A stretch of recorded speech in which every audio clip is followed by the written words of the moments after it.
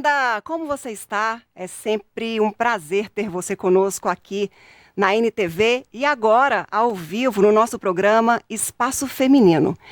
Hoje nós vamos falar de assuntos que são bem interessantes, que fazem parte do nosso dia a dia, o que a gente tem curiosidade. Nós vamos falar, por exemplo, da maneira adequada para a gente guardar e armazenar os alimentos.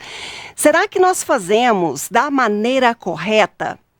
E isso implica em medidas de prevenção para evitar contaminações. E por que é importante a gente falar sobre isso? Porque a gente pode trazer diversos problemas para a nossa saúde. Inclusive, você já deve ter passado mal com algum alimento que você comeu e falou, ai, esse alimento não caiu bem. Ai, eu tive que ir ao hospital porque eu tive uma intoxicação alimentar. Talvez seja por conta desse processo do manuseio, e isso acontece em todos os espaços, mas na nossa casa a gente pode redobrar os cuidados e a gente vai explicar tudinho, desde como fazer esse manejo adequado, como também para a gente manter a qualidade e também os nutrientes daqueles alimentos. Hoje nós vamos falar também de outro assunto que tem dado o que falar. A procura está intensa demais daquelas canetas emagrecedoras. Será que elas são mocinhas ou são vilãs no processo do emagrecimento? A gente sabe que vai acontecer um emagrecimento, mas é algo que vai ser a curto prazo ou a gente consegue, por meio dessa estratégia, um emagrecimento duradouro. A gente vai falar de consequências, de estratégias, o modo adequado que se deve usar. E tem algumas opções no mercado, inclusive agora no mês de agosto chega outra caneta emagrecedora, que a finalidade dela é justamente essa, para emagrecer, porque as demais, elas são usadas também com esta finalidade. Então já a gente vai explicar tudo, falar de todos os processos para você tirar todas as suas dúvidas. E por falar nisso, fique à vontade também para conversar com os nossos especialistas, com as nossas especialistas no programa de hoje. Então, nosso canal de comunicação por meio do WhatsApp é aberto para você fazer aí a sua pergunta, participar do nosso programa. E aí, ao final, a gente sorteia presentes. Hoje temos uma extensão de cílios com a Danúbia Maia. Se você quiser conhecer o trabalho dela, vai lá, @Danúbia_Maia_. Hoje tem uma extensão de cílios com a Danúbia. Tem também 2 kits Usaflex mais anjos, colchões e sofás. Participe comigo, concorra, participe. Esse programa é seu. Eu vou só para o intervalo para organizar por aqui, te esperando na volta.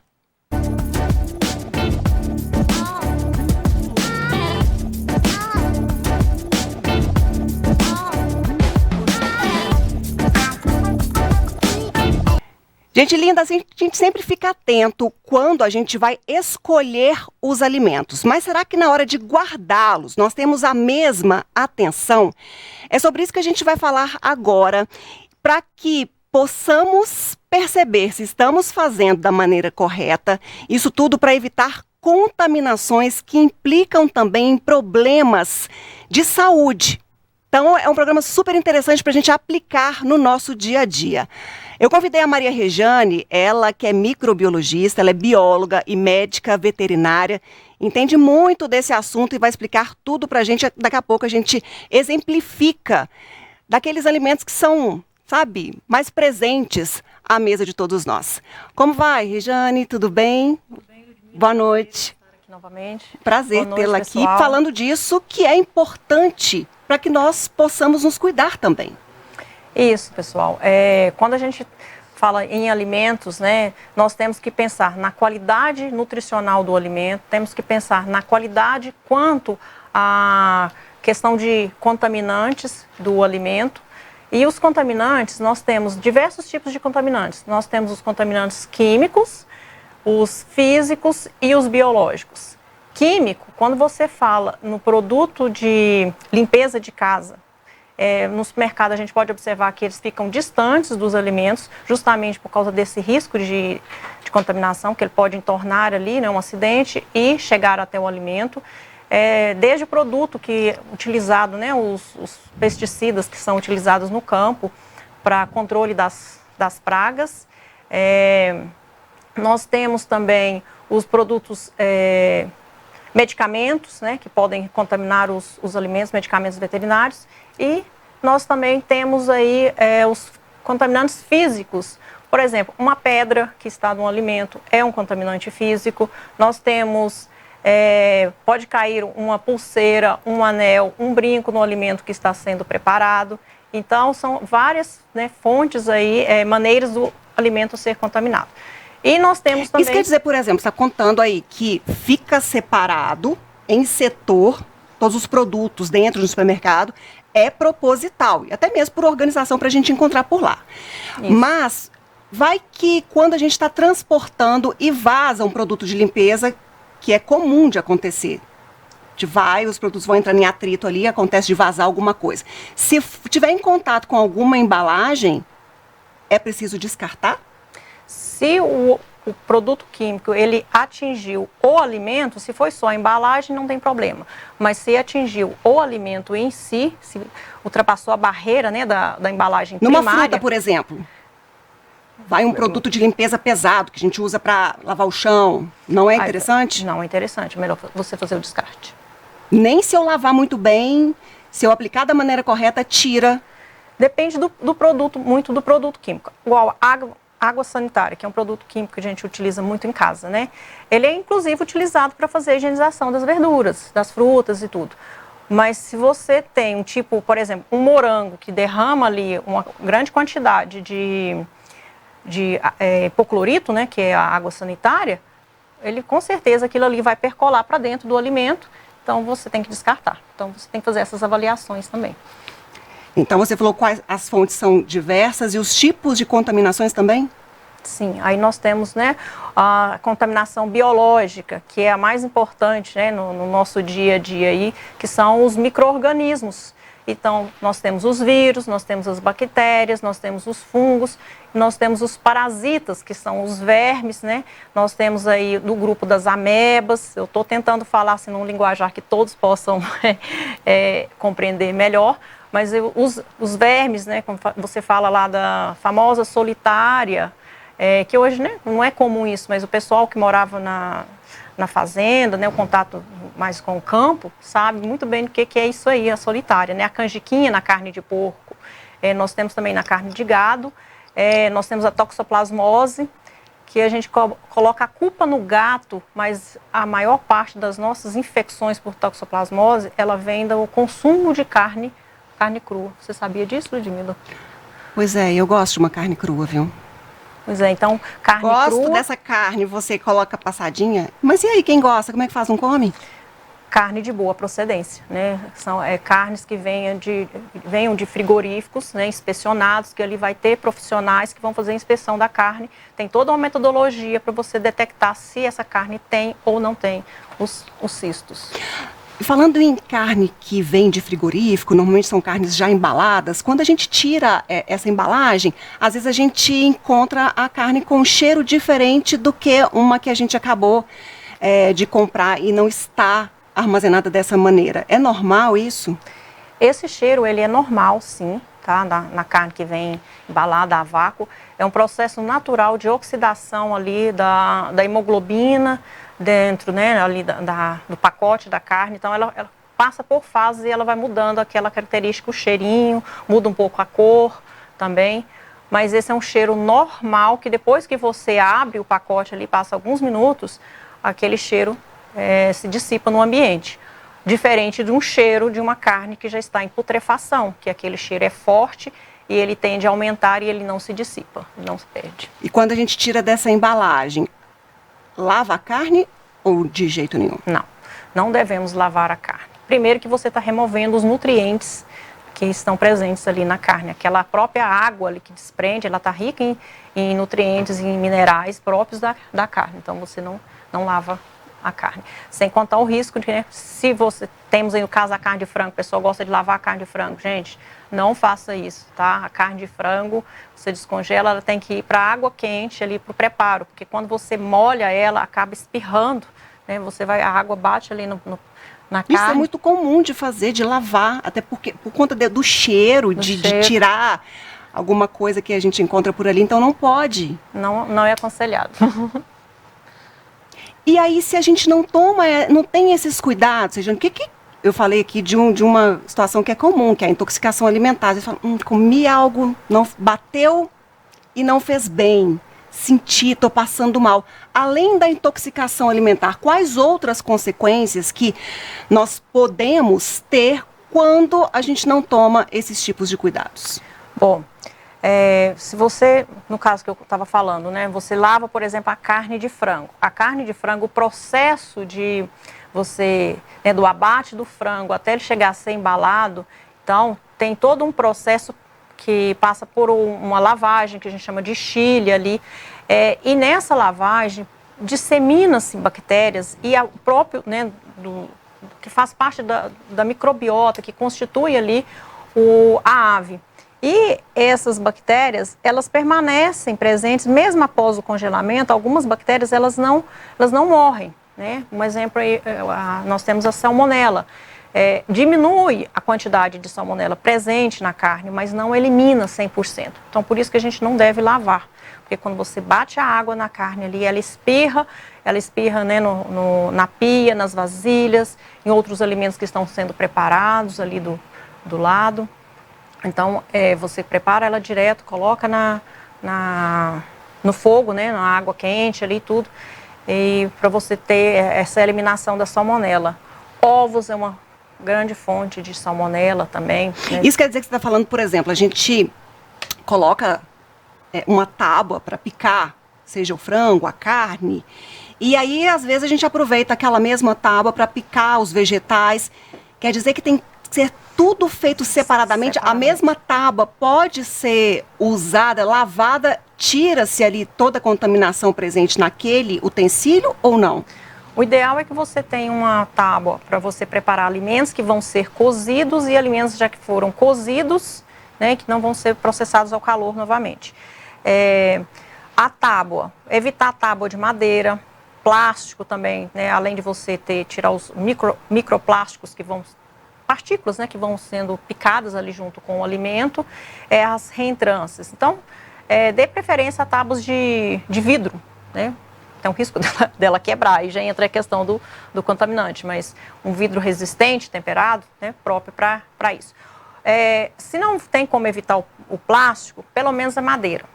E a lavagem é muito importante. Acabou de preparar, lava. Você preparou um alimento cru, não vai preparar na mesma tábua, sem lavar, sem passar uma água quente, né? Principalmente o frango. Ele é o último que você vai processar ali no ambiente. Depois que você processou a carne de frango, aí você lava tudo, joga água quente para evitar a salmonela ficar presente ali na bucha, na vasilha de sabão, no sabão, tudo ela pode estar presente. E ela vai para um alimento que já foi processado ou um alimento que vai ser consumido cru, e é onde que nós temos os problemas de infecção de origem alimentar. E tem graus diferentes, e pode até chegar num grau grave. Isso, depende da constituição, né, fisiológica do indivíduo. Se for um indivíduo jovem, saudável, os sintomas são mais amenos, mas se tratando de uma criança, de uma pessoa imunocomprometida, né,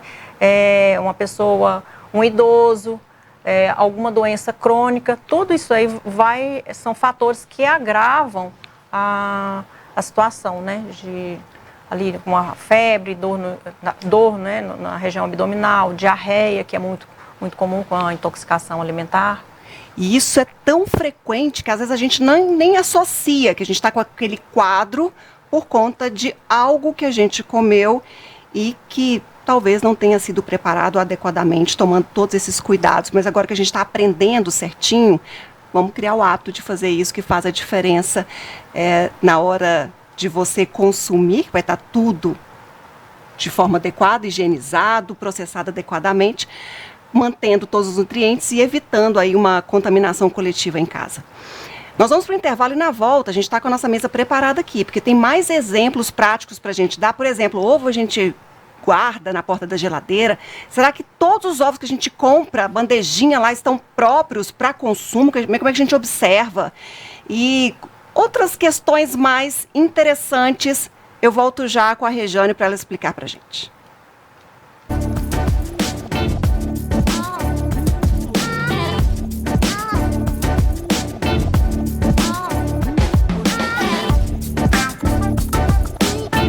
Agora as dicas práticas, mais sobre como a gente então deve manusear, armazenar os alimentos e de dúvidas que todo mundo tem. Vamos começar pelo ovo?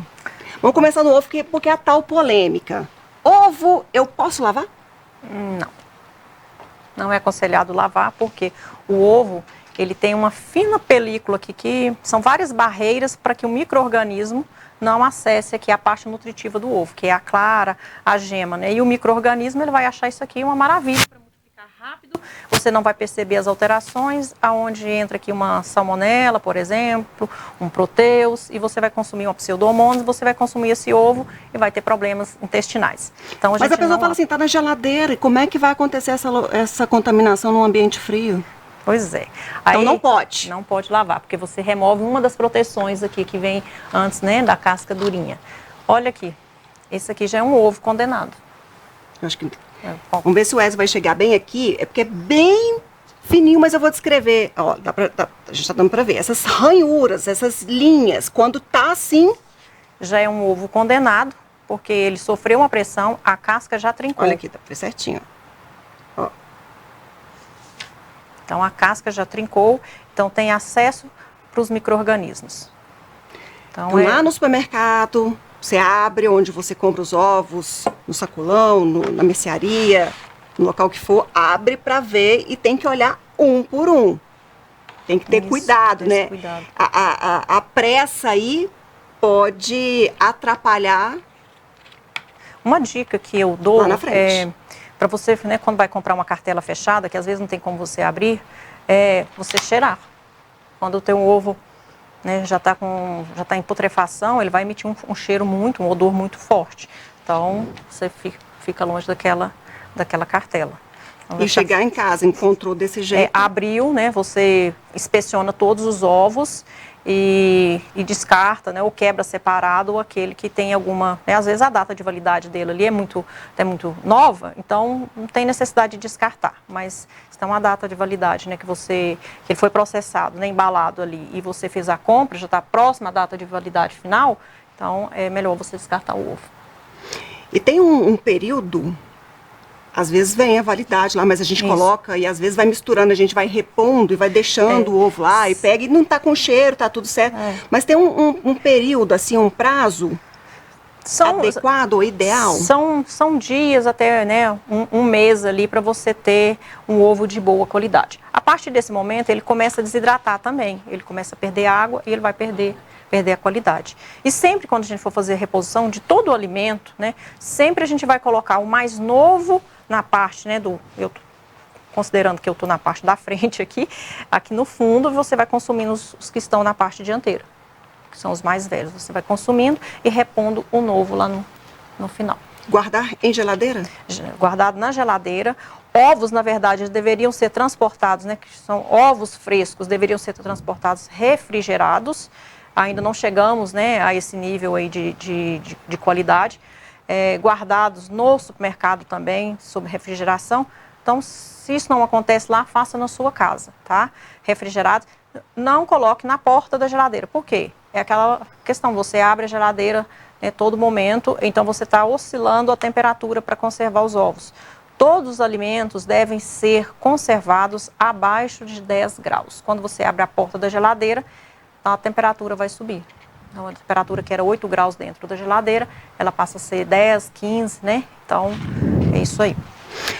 Agora, isso é comum. A gente pega um alimento que ele já está apodrecendo e a gente tira essa parte e consome o resto. Acontece muito com maçã. A gente tira só a partezinha, mas quando está assim, pode ser feito dessa maneira, que a gente tem outras frutas que já não estão tão legais, estão murchas, a gente já sente que tem partes que já estão apodrecendo também. O aspecto que a gente já vê, né, dessa forma, dá para aproveitar, tirar só a metade do limão e consumir o resto? Bom, quando o alimento está só murchando a casca, por exemplo, aqui uma mexerica, uma laranja, né?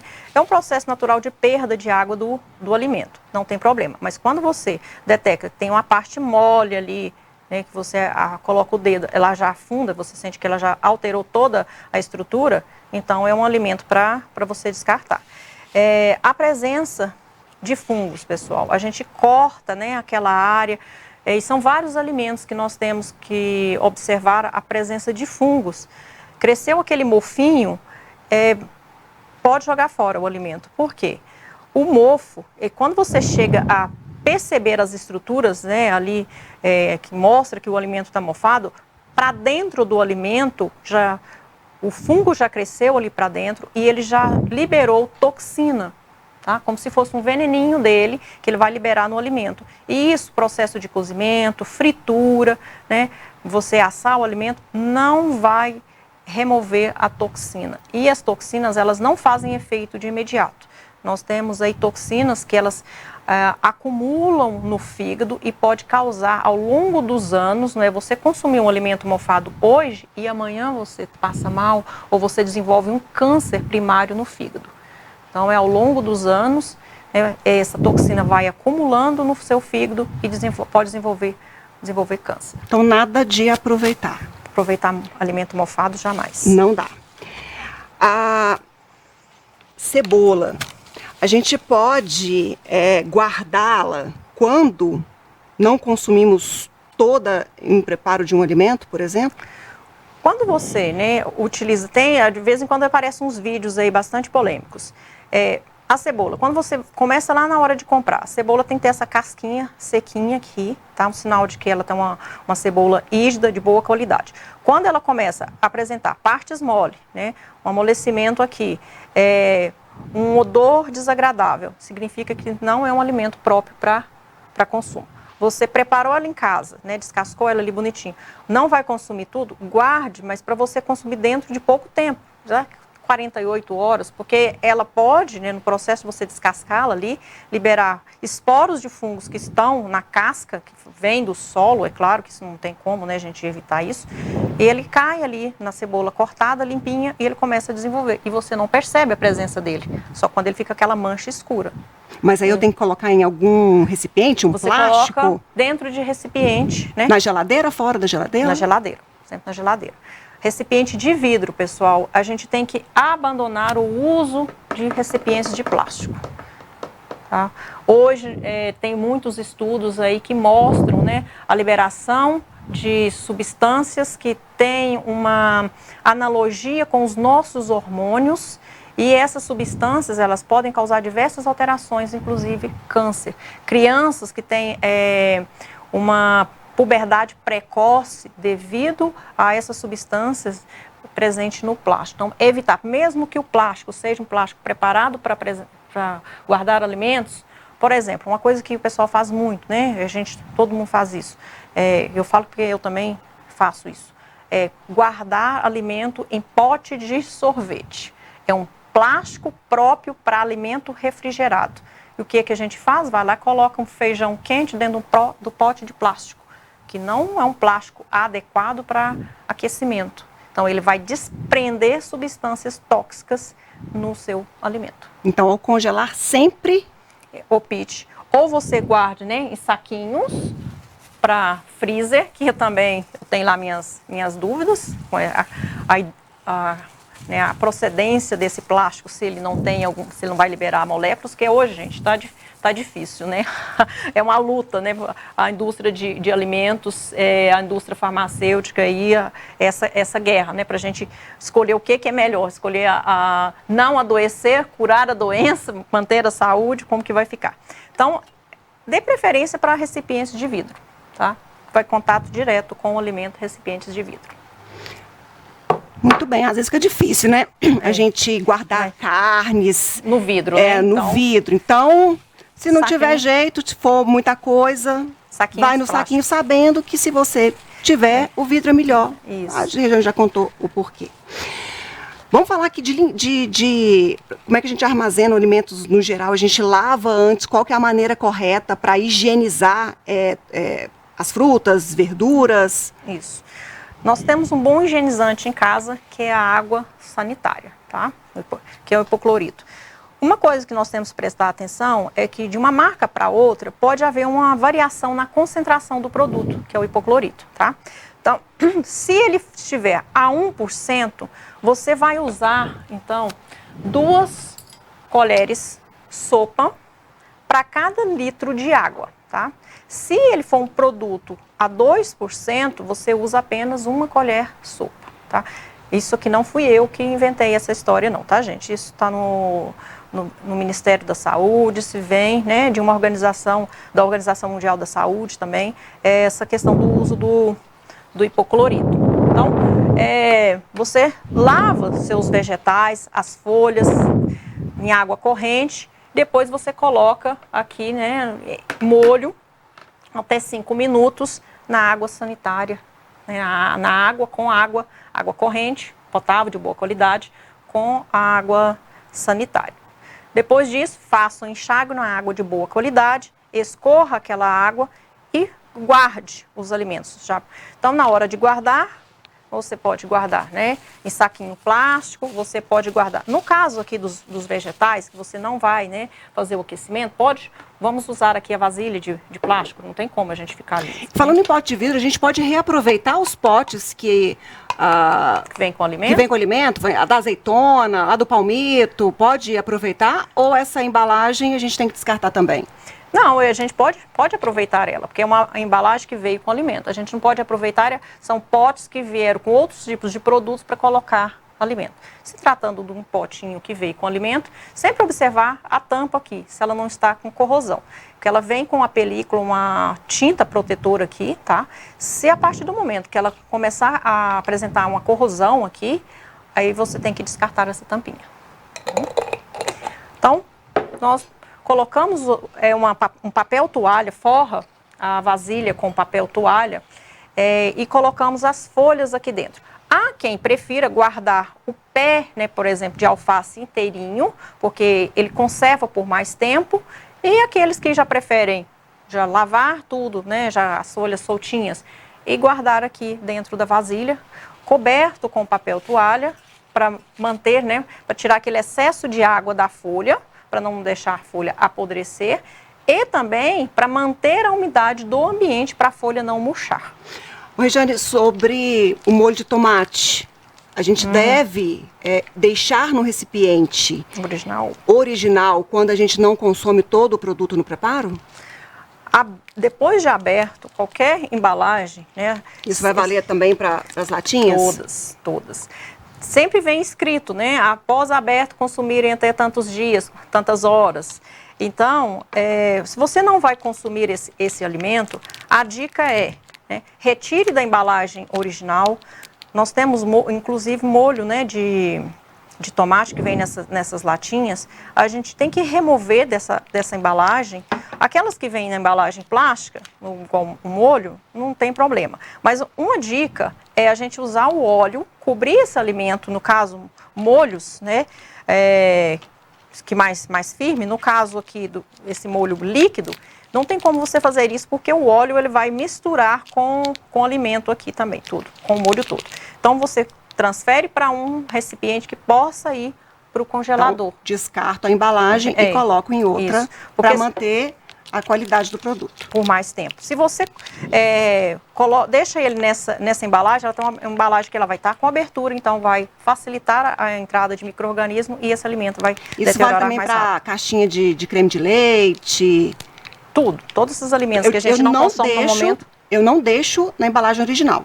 A gente transfere. Sempre, então. Porque ela vai ficar aberta, né? Okay. Transfere para outra. No caso, o creme de leite, se a gente congelar, ele vai perder ali. Mas deixa na geladeira um pouquinho. Deixa na geladeira, na embalagem fechadinha. Então, é importante a embalagem estar fechadinha.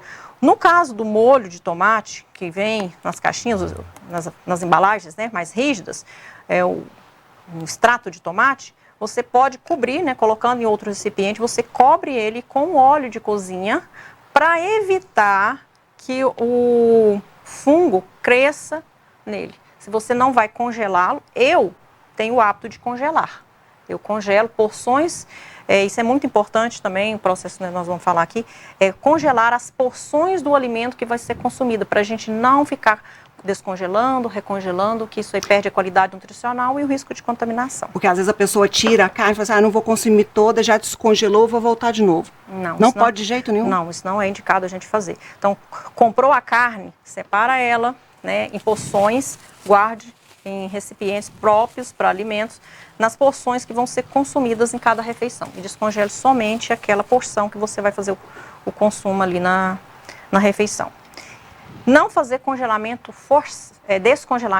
descongelamento forçado do alimento. Colocar direto no micro-ondas?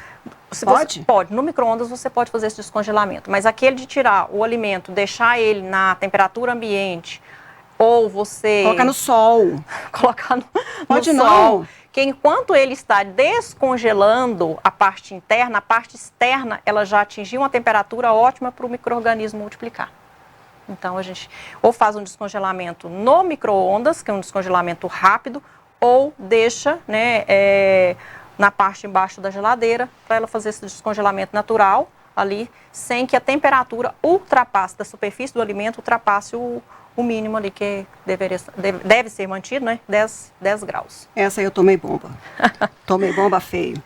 A gente trouxe aqui, para exemplificar, a bucha, que ela fica lá na pia. Você falou que quando respinga água na carne, no frango, contamina tudo quanto é coisa. A bucha, ela guarda aí muitas bactérias, muitos contaminantes que podem prejudicar esse preparo adequado? Muito bem, Ludmila. A bucha, a gente tem que dar uma atenção especial. Às vezes a gente vai usando uma bucha até ela, quanto a um caquinho, né? O ideal é que você faça a troca dessa bucha, pelo menos, né, toda semana ou de 15 em 15 dias. Nossa, mas vou gastar muita bucha. A minha dica é, tenha duas buchas. Uma bucha para você fazer uma limpeza mais grossa, para limpar o fogão, né, para lavar uma panela que está muito suja, e uma bucha para você fazer a limpeza mais delicada dos talheres, dos pratos, copos, mesmo a panela que você já, depois que fez aquela lavagem mais grossa ali, você faça a segunda lavagem com aquela bucha. Então, de 15 em 15 dias, de semana ou toda semana, depende também do movimento que é a sua cozinha, você vai revezando essa bucha. Pega aquela que estava mais para limpeza mais delicada, coloca ela para fazer a limpeza mais pesada, descarta aquela da limpeza pesada e coloca uma bucha nova.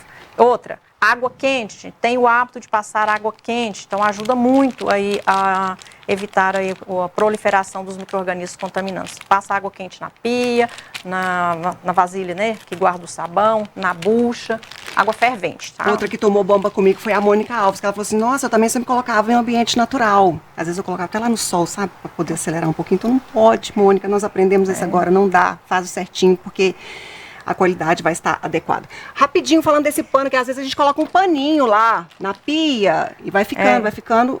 Isso aqui pode, não pode? Como é que é? Legal, não é? Falando em fonte de contaminantes, isso aqui é uma boa fonte junto com a bucha, tá?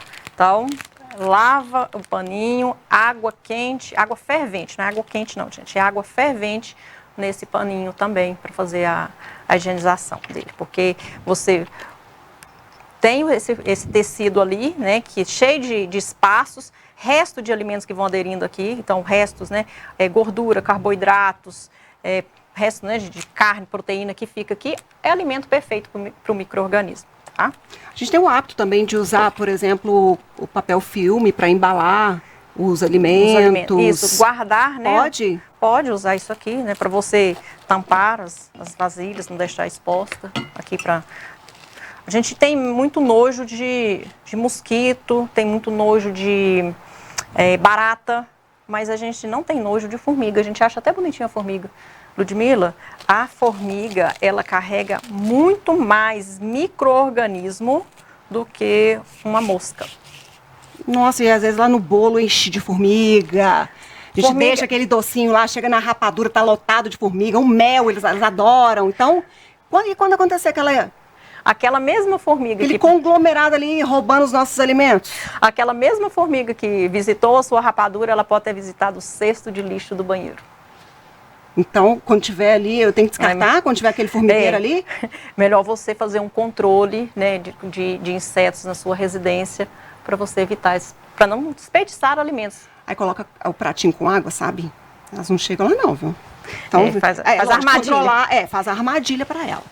Agora, muita gente usa o papel alumínio para preparar os alimentos, seja para colocar por cima da carne, para assar.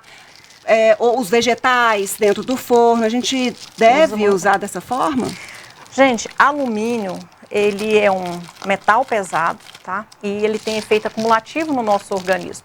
Da mesma maneira que a gente deve evitar de usar esponja de aço em recipientes de alumínio, porque você remove aqui micropartículas de alumínio que podem se desprender no alimento, e isso vai, quando ingerido, acumular, né, no nosso organismo. Nós temos também esse polêmico aqui, que é a folha de alumínio. O pessoal usa para embalar alimentos que vão ser aquecidos. Então, evite fazer esse processo. Use um papel manteiga, que é menos... Levei bomba também. Isso aqui, todo mundo faz isso. Eu estava falando com a Ludmila que eu uso isso aqui para cobrir o fogão, para evitar sujeira. Deveria ser a única utilidade, digamos assim, para poder você forrar algum local e não preparar alimento. Não preparar o alimento em cima dele, aqui, contato direto com ele. Bom, gente, a Rejane hoje deu muitas dicas, mas tem muito mais coisas para a gente falar, por isso ela vai voltar aqui no programa mais vezes, porque são dicas muito úteis que às vezes a gente... acha que está fazendo certo, mas não está de jeito nenhum e pode prejudicar a saúde, como ela falou, não só de imediato, mas a longo prazo também. Então, são cuidados que a gente vai tomando, o manejo adequado que vai fazer a diferença agora e lá na frente também. Então, Rejane, quero te agradecer. Passou voando, eu ficaria mais aqui, esse restante do programa todo conversando com você, mas volte mais vezes para a gente falar de outros alimentos e outras práticas corretas e incorretas também. Muito obrigada, Ludmila, pela oportunidade de estar aqui, ajudando a dona de casa, dando umas dicas, né, de como conservar a qualidade, né, do seu alimento, como evitar aí a contaminação e consumo de alimentos que é a longo prazo que vai causar aí o problema de saúde. É o que a gente não quer, vamos nos cuidar, que tomemos todas essas medidas na nossa casa e fiquemos atentos também no ambiente fora da nossa casa. Nós vamos para o intervalo, mas fiquem aqui comigo, já já a gente volta e aí eu vou falar sobre aquelas canetinhas emagrecedoras. Daqui a pouco.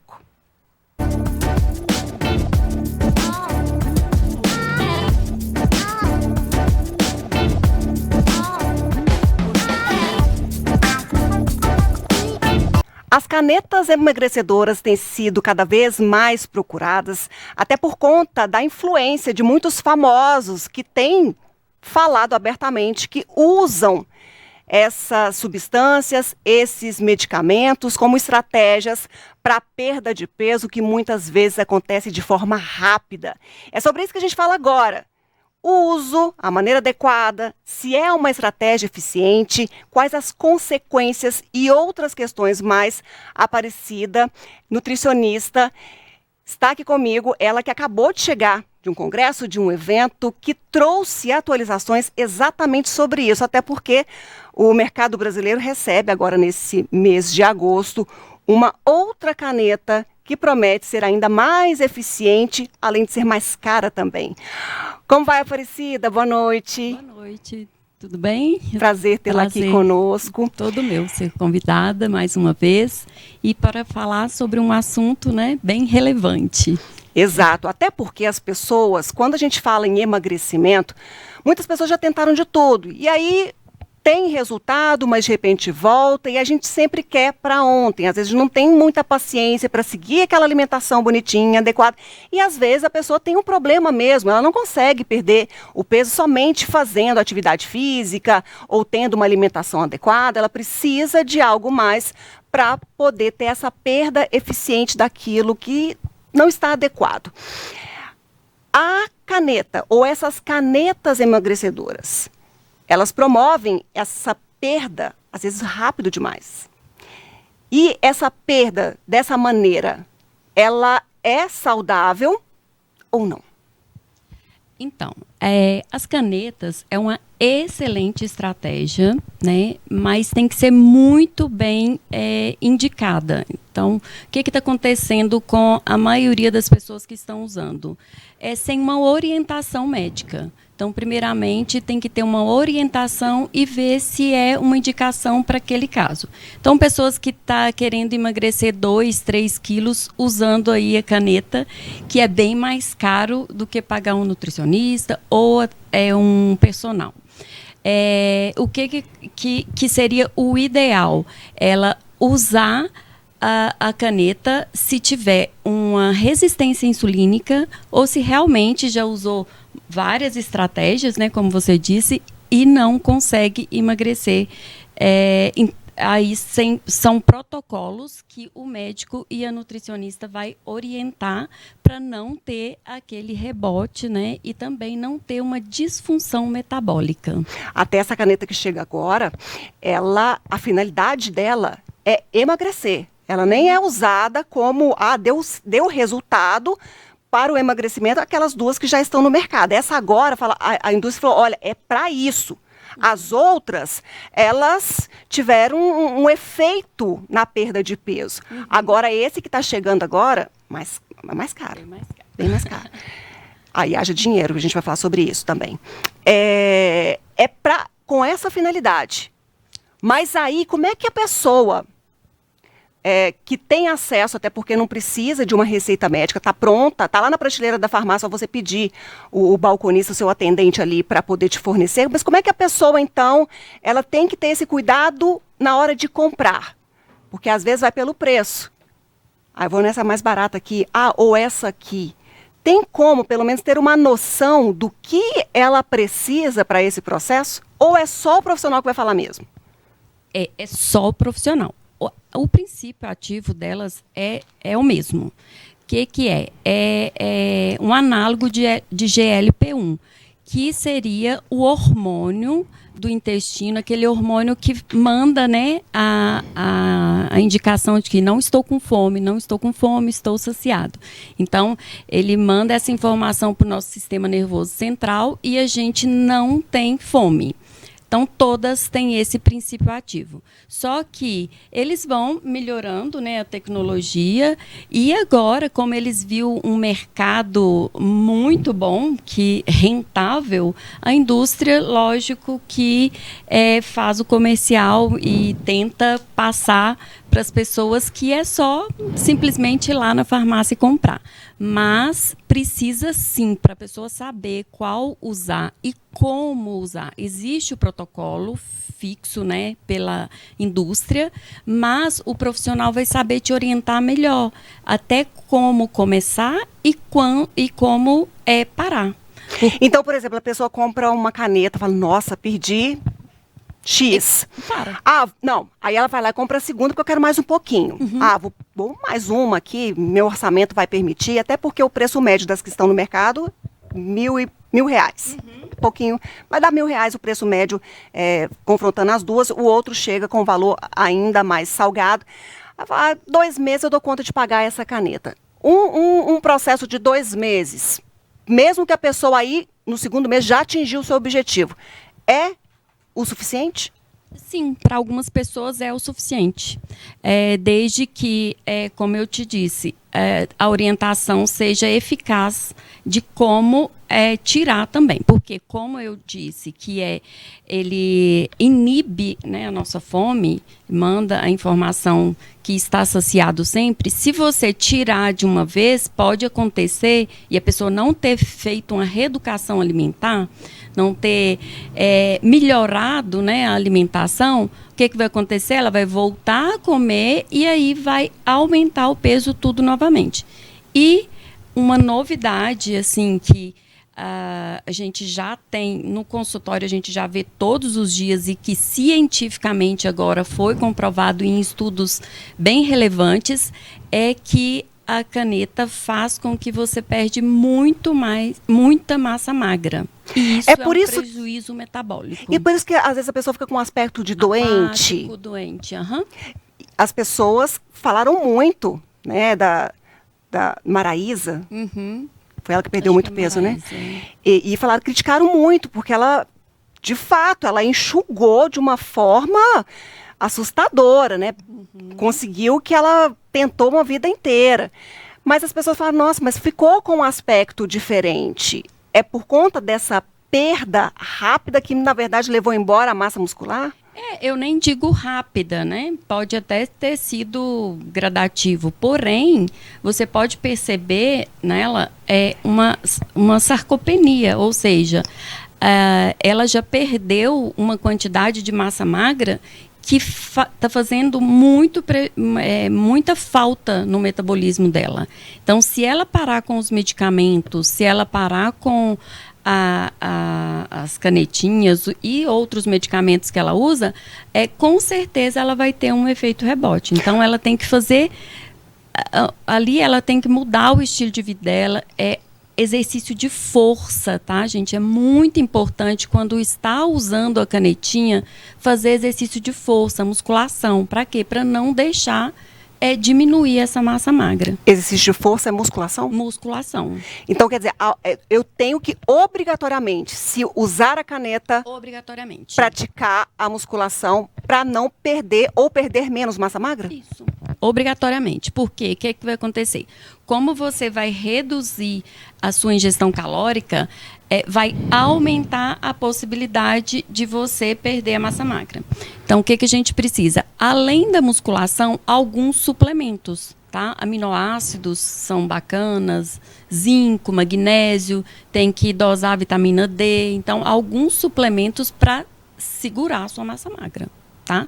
E a musculação é fundamental. Usou caneta sem musculação, perdeu mais massa magra. Hoje os estudos falam que 40%. Então pensa, de 10 quilos que você perde, 4 quilos é só de músculo. Isso é um prejuízo metabólico, gente, muito grande. Que vai além da aparência física. Que vai além da aparência física. E o que acontece quando a gente perde essa quantidade de massa magra? Primeiro, fica com mais facilidade de engordar. Então, suponhamos que um pão não te engordava, né, anteriormente. E agora, se você ficar comendo pão, vai te engordar. Porque você não metaboliza. Você cria uma resistência à insulina. Então, a sua glicose, ela fica ali na corrente sanguínea e acaba que não é estocada como glicogênio. Aí você vai engordar com mais facilidade e pode criar essa resistência insulínica e vai engordar de gordura. Antes você tinha os 10 quilos, mas 4 era de músculo. Agora você vai ter os 10 quilos, tudo de gordura. Então, a aparência também vai mudar. Você vê que a pessoa engorda mais inchado, fica parecendo que ela está inchada. Mas por quê? Porque o volume da gordura é muito maior do que o volume do músculo. Pensa, perdeu um voluminho e ganhou um volumão. Olha como é que isso é sério quando a gente fala da forma adequada. A Exaltina fez uma observação, eu ia falar dos efeitos colaterais da injeção. E ela fala assim, olha, a injeção faz muito mal. Acho que ela está se referindo aqui ao enjoo que dá. Todo mundo tem esse efeito, tem estratégias também para amenizar esse mal-estar, ou quando passa-se muito mal com a injeção, é sinal de que aquele medicamento não é para aquela pessoa? Então, existem pessoas que têm sensibilidade, né? E às vezes passa mal, mesmo com esse enjoo. E é uma promessa agora dessa nova caneta que está vindo, né? É não ter esse desconforto, principalmente no trato gastrointestinal. Mas é muito bem pontuado a pergunta, porque aí a gente já leva para o lado do intestino, que é um assunto que eu gosto muito e que, se você não tiver com um trato gastrointestinal bacana, se o seu intestino não tiver desinflamado, além de você não ter um bom resultado, você vai sentir um desconforto muito grande. E pode ainda provocar uma desbiose, ou seja, você pode bagunçar totalmente o seu intestino. Quando acontece isso, tem que relatar para o médico e o médico ou mudar a forma, né, dosagem, a forma que está usando, ou mudar o medicamento. Ou seja, se a pessoa foi lá na farmácia e comprou por conta própria, ela não vai saber e às vezes vai até abandonar aquele tratamento, jogar o dinheiro todo empregado fora. E às vezes era só mudar mesmo a forma de tomar a dosagem, né? Que hoje tem médico que a indicação é um uso semanal, mas hoje tem médico usando um protocolo diário para esse tipo de pessoa que tem essa intolerância e que está dando super certo. Então quer dizer o seguinte, resumo aqui, a caneta é interessante. Super interessante. Vale usar como estratégia para emagrecimento. Sim. Tem como usar a caneta e ter um emagrecimento saudável. Tem. Só posso e devo usar a caneta com acompanhamento médico. Só. É importante que eu faça atividade física como regra, musculação, se eu usar o medicamento. Regra, obrigatoriamente. Entenderam? Agora, Aparecida, um detalhe. Muita gente acaba optando por essa estratégia porque ela é eficiente. A gente vê, são muitos estudos que foram feitos. É tanto que criou-se não foi bem agora, mas ela chega com a aprovação da Anvisa agora, essa outra caneta emagrecedora, que ela é uma caneta, não sei se de uma telespectadora, como é que é essa caneta? Quero saber dessa caneta. É uma canetinha mais ou menos como essa. Ela é mais gordinha um pouquinho aqui, em que você vai acoplar uma agulhinha aqui pequenininha e vai aplicar. Uma agulhinha aquela de insulina mesmo, do diabetes, porque, na verdade, esse medicamento, ele foi, a princípio, era para tratar o diabetes, né? Aí viu que acontecia o emagrecimento, porque o que acontece? A maioria das pessoas obesas, a pessoa que está acima do peso, ele tem uma resistência à insulina. E se você usa o medicamento, você diminui essa resistência à insulina. Só que o medicamento, mal usado, ele pode aumentar essa resistência à insulina e pode até provocar um diabetes tipo 2. Então, aquela pessoa que ela não emagreceu no primeiro, no segundo, no terceiro, no quarto, quinto mês, ela tem que ficar atenta aí também, porque pode ter esse efeito aí? O uso a longo prazo é ainda piorado para se ter esse tipo de efeito? Não, em relação à resistência à insulina, não. Aí a gente já vai para pancreatite, né? Que agora os estudos estão mostrando que está tendo muito caso de pancreatite em pessoas que estão usando, né, a longo prazo e de forma inadequada. Então tem que ter cuidado com essa parte. Agora, em relação à resistência insulínica, seria no sentido assim, a pessoa usa, chegou no peso, diminuiu o metabolismo, como eu falei aqui, diminuiu muito o músculo, volta a engordar, e aí esse engordar, essa resistência à insulina, vai provocar o diabetes, porque lembra lá que eu falei que resistência à insulina seria a sua glicose ficar na corrente sanguínea, não conseguir ser metabolizada, levada para o músculo para nos ajudar, né, na energia, para fazer os exercícios. Então você vai desenvolver um diabetes tipo 2, tá? Por causa desse declínio metabólico, não por causa do uso a longo prazo. Voltando à questão do custo, para a gente finalizar, é preciso que a pessoa também se planeje financeiramente para dar conta de custear, porque é caro. É um medicamento caro e é uma estratégia que você pode vencer no primeiro mês, quanto pode, então, levar vários meses para poder ter o resultado que você quer. E falando nessa questão do custo, aí a gente tem que repensar se é uma estratégia adequada. E, por exemplo, a pessoa, esse mês eu tenho dinheiro para comprar. Mês que vem teve um imprevisto e eu preciso parar e aí eu vou voltar talvez no terceiro ou no quarto. Não. Porque ela brinca com o metabolismo. Não pode. Ela tem que fazer o protocolo. Então, o que acontece? A pessoa que tem ali 1 quilo, 2 quilos, tem gente que com até 5 quilos, eu falo assim, quer emagrecer, e a pessoa nem tem uma quantidade significativa de músculo assim, não vale a pena. Com R$1.000 ele paga um personal, melhor alimentação, até sozinho, sem procurar um nutricionista, ele vai conseguir melhorar essa composição corporal, tá? Porque às vezes a pessoa fica muito apegada em peso. E o que seria? Diminuir esses 5 quilos de gordura, mas precisa ganhar os 5 quilos de músculo. Aí tem que ser na academia, gente. Não adianta só fechar a boca, né? Então, o que seria ideal? Vai no nutricionista, contrata um personal, os R$1.000 vai dar para você fazer isso e vai ser bem mais saudável e vai ser um resultado duradouro, né? Que você vai conseguir manter. É o que a gente sabe, às vezes a gente escorrega e aí... Mas, como a Aparecida falou, é interessante? Só que a gente tem que tomar todos esses cuidados, porque a gente viu muita gente falando, eu passei muito mal, não consegui tomar, eu engordei tudo de novo depois.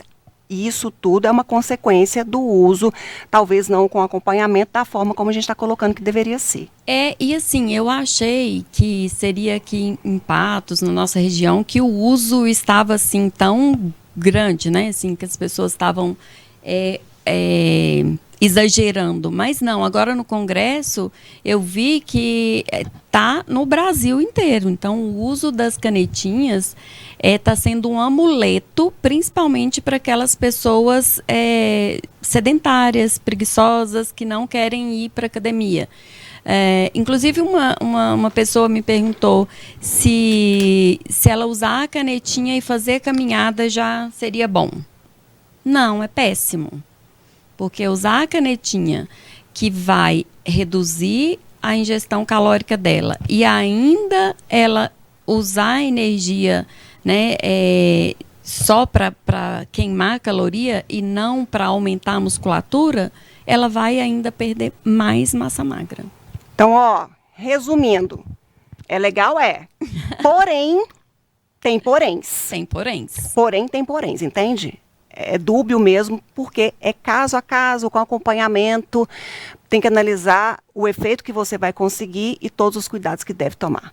Aparecida, muito obrigada pela presença aqui no nosso programa. Muito, porque esclareceu para muita gente que às vezes estava jogando dinheiro fora, comprando, fazendo uso tudo errado. Então, sim, é uma forma... e a gente tem que pensar na estética, né, Ludmila, de uma forma que você tenha saúde. Então, claro, a longevidade aí, a gente quer viver mais, viver bonita, mas com saúde. Não adianta nada não ter saúde. Saúde, prioridade. Obrigada, tá? Boa noite. Boa noite, tchau. Eu já fiz o sorteio dos presentes de hoje, porque eu tenho que terminar o programa. Daqui a pouco, às 20 horas, tem Norte e Mamoré ao vivo aqui na tela da NTV, mas antes tem o NTV News para você. Sandra, você ganhou o presente, extensão de cílios da Danúbia Maia, do final 44. A Lara ganhou um kit Usaflex e Anjos, colchões e sofás, 99247, final 54. E o outro kit... Usaflex e Anjos vai para o Hélio do 9999768, final 26. Mas muito obrigada. Hoje tivemos muitas participações, inclusive as pessoas comentando aqui o que fazem errado em casa, o que não fazem. Muitas pessoas, o que é isso? Vai fazer efeito para mim? Será que é legal e tudo mais? Então é muito bom ter essa troca com todos vocês aqui no nosso programa. E beijo no seu coração. Fiquem todos com Deus. Tchau, tchau.